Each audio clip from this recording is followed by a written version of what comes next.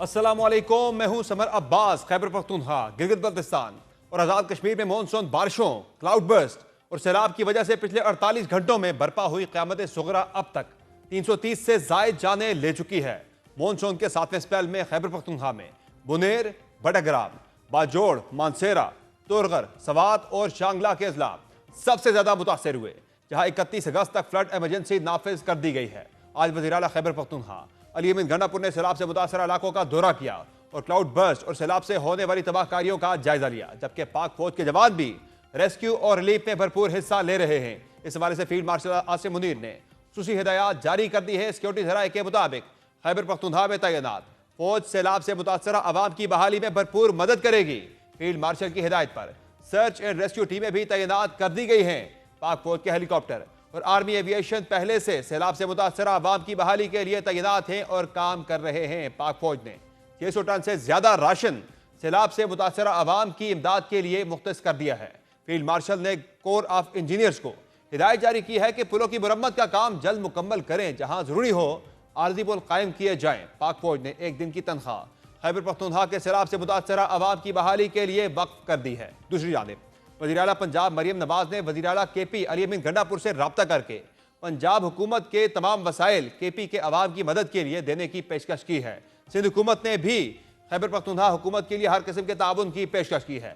NDMA की team भी सूबाई हुकूमत की मदद के लिए पेशावर पहुंच चुकी है। 26 जून से 16 अगस्त तक NDMA की जानिब से जारी करदा नुकसानात की तफसील के मुताबिक अब तक बारिशों और सैलाब के बायस 645 अफराद जाँ बहक हो चुके हैं। जाँ बहक होने वालों में 382 मर्द, 93 औरतें और 170 बच्चे शामिल हैं। 905 अफराद जख्मी हुए, 1913 मकानात को नुकसान पहुंचा है, 124 पुल डैमेज हुए, 449 किलोमीटर सड़कों को नुकसान पहुंचा है, 583 मवेशी सैलाब में बह गए, 13,203 अफराद को अब तक रेस्क्यू किया गया है। ये तबाही मॉनसून के 7 स्पेल्स में हुई है, जिसके बारे में डायरेक्टर जनरल महकमा मौसमियात साहिबजाद खान ने गुज़िश्ता रोज हमारे इस शो में बात करते हुए कहा है कि अब तक सिर्फ 50% बारिशें हुई हैं। अभी मजीद 3 स्पेल्स आना बाकी हैं, जिनमें मजीद 50% बारिशें होंगी। 8वां भी आएगा, 9वां भी आएगा, 10वां भी आएगा। अभी 50% बारिशें होनी हैं, तो 50% आप पहले देख लें कि उन बारिशों ने कितनी तबाही मचाई है। तो आने वाले दिनों में क्या इम्पैक्ट होंगे हमारे ऊपर। 1 अगस्त के बाद शुमाली इलाका जाद या केपी के कुछ इलाके जो थे, वहाँ पे टेम्परेचर जो था एवरेज से 7 और 8 डिग्री टेम्परेचर ज़्यादा जा रहा था। क्लाइमेट रिस्क इंडेक्स 2025 की रिपोर्ट के मुताबिक 2022 में पाकिस्तान मौसमियाती तब्दीली से मुतासिर होने वाले ममालिक में सर्रे फहरिस्त रहा है। पाकिस्तान में 1 लाख की आबादी में से 1400 अफराद मौसमियाती तब्दीली से नुकसान उठा रहे हैं। पाकिस्तान को मौसमियाती तब्दीली की वजह से $54 अरब का नुकसान पहुंच चुका है। मौसमियाती तब्दीली की वजह से पाकिस्तान को 2022 तक GDP का 4% नुकसान हो चुका है। जिस मुल्क में अगस्त के 16 दिनों में पहाड़ी इलाकों का दर्जा हरारत 7 से 8 डिग्री बढ़ चुका हो, ग्लेशियर्स पिघल रहे हों, तो पाकिस्तान में मौसमियाती तब्दीली और मजीद क्या तबाहियां लाएगी और क्या पॉलिसी साज इस हवाले से संजीदगी का मुजाहरा कर रहे हैं, इस सब पर बात होगी। हमारे साथ मौजूद हैं साबिक मुशीर बराए मौसमियाती तब्दीली मलिक अमीन असलम और माहिर माहौलियात अली तौकीर शेख। लेकिन पहले खैबर पख्तूनख्वा के सैलाब मुतासरा इलाकों की ताज़ा सूरत हाल जानने के लिए बात करेंगे। हमारे साथ मौजूद हैं बुनेर की पीर बाबा तहसील में मौजूद हमारे नुमाइंदा जाकिरुल्लाह।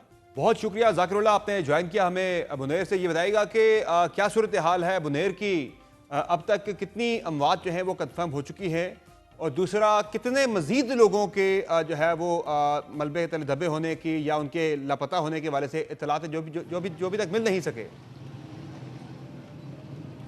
जी बिल्कुल, अगर देखा जाए तो बुनीर में सबसे ज़्यादा नुकसान हुआ है और फिर तहसील पीर बाबा में सबसे ज़्यादा नुकसान हुआ है। लेकिन यहाँ पे अगर देखा जाए तो 2 जो मज़ाफ़ाती इलाके हैं, एक का नाम है मलकपुर और दूसरा है बिशूनी, वहाँ पे ज़्यादा नुकसान आ रहा है, क्योंकि वहाँ पे एक्सेस जो था रेस्क्यू ऑपरेशन के लिए वहाँ पे बहुत मुश्किल था, क्योंकि बिशूनी का जो रास्ता है पीर बाबा से वो मुकम्मल तौर पर पानी में भी बह गया था, और जो पहाड़ से पानी के साथ जो पत्थर बह गए थे उसकी वजह से रोड मुकम्मल तौर पर ब्लॉक था। तो वहाँ पे रेस्क्यू ऑपरेशन के लिए जाना मुश्किल था। तो वहाँ पे अभी तकरीबन 2 बजे के बाद वहाँ पे जो सड़क थी वो उसको मुकम्मल तौर पर खोल दिया गया है और रेस्क्यू ऑपरेशन वहाँ पे जारी है। लेकिन अब एक बार फिर अंधेरा भी हो गया है तो रेस्क्यू ऑपरेशन में मुश्किलात होगी, क्योंकि यहाँ पे मुकम्मल तौर पर बिजली का निज़ाम भी दरहम बरहम हो गया है।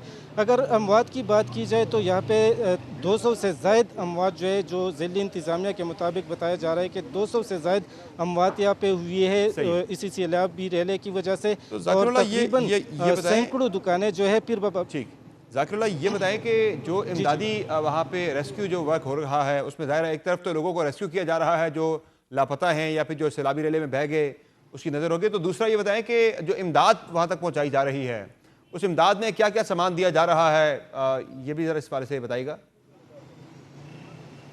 जी बिल्कुल, पीडीएमए की जानिब से यहाँ पे खेमे वगैरह जो है वो पहुँचा दिए गए हैं।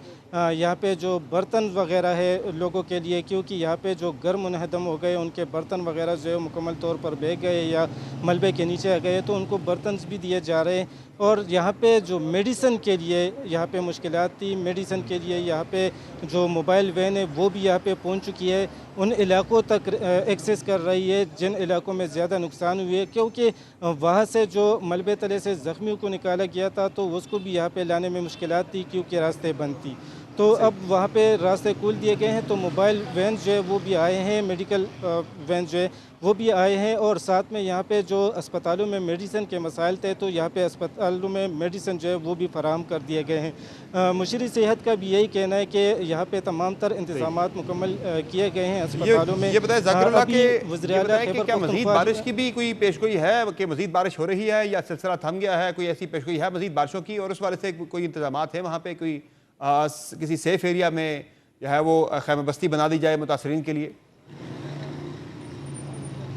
बिल्कुल, यहाँ पे अगर देखा जाए तो महकमा पीडीएमए की जानिब से बाकायदा तौर पर यह मरासिल अरसाल किया गया था यहाँ पे कि बारिशों के इम्कानात 21 अगस्त तक है। वक्त पे से बारिश यहाँ पे होने का इम्कान है, लेकिन यहाँ पे गुज़िश्ता रात भी बारिश हुई है लेकिन वो ज़्यादा नहीं थी। अगर यहाँ पे जो सैलाबी रेला जो आया है तो ये क्लाउड ब्लास्ट की वजह से आया है। ये तारीख़ में पहली मरतबा यहाँ पे ऐसा सैलाबी रेला आया है।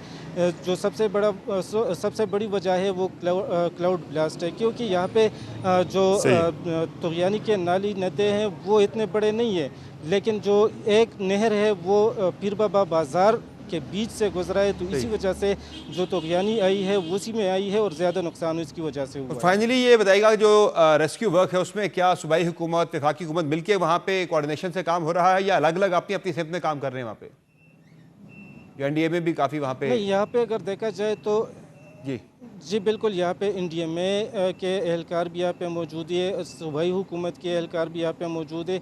और सूबाई हुकूमत ने यहाँ पे रेस्क्यू टीमें जो है मुख्तलिफ़ अजला से मंगवाई हैं। आज हमारा जो सीएम का तर्जुमान है उससे बात हुई है तो उनका यही कहना था कि हर अजला में हमने 4 और 5 एम्बुलेंसेस जो है वो छोड़ दिए, बाकी एम्बुलेंसेस और जो मशीनरी है हमने यहाँ पे पहुँचा दी है ताकि यहाँ पे रेस्क्यू ऑपरेशन जो है जल्द अज जल्द मुकम्मल हो जाए। लेकिन सबसे बड़ी मुश्किलात जो है वो 2 इलाके हैं, मलकपुर और बेशूनी का जो इलाका है वहाँ पे एक्सेस इंतहाई मुश्किल थी, तो आज वहाँ पे रोड खोल दिए गए हैं और दोपहर 2 बजे के बाद वहाँ पे रेस्क्यू एहलकार पहुँच चुके हैं। अभी वहाँ से अब भी डेड बॉडीज़ को जो मलबे तले दबे हैं उसको निकाल कर यहाँ पे जो पीर बाबा अस्पताल है यहाँ पे मुंतकिल किए जा रहे हैं। अब भी हम देख रहे हैं कि मुख्तलिफ़ इलाकों से डेड बॉडीज़ यहाँ पे पहुँचाई जा रही है।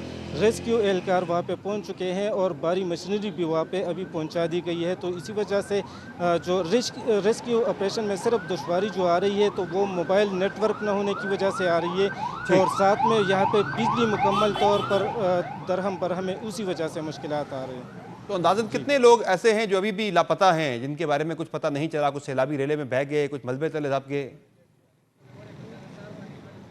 ज़िला इंतज़ामिया के साथ हमारी बात हो गई तो ज़िला इंतज़ामिया का यही कहना है कि अभी हम कुछ नहीं कह सकते, क्योंकि यहाँ पे जो इलाका मकीन है उनके मुताबिक तो 200-300 अफराद ऐसे हैं कि वो अब भी गायब है, लापता है।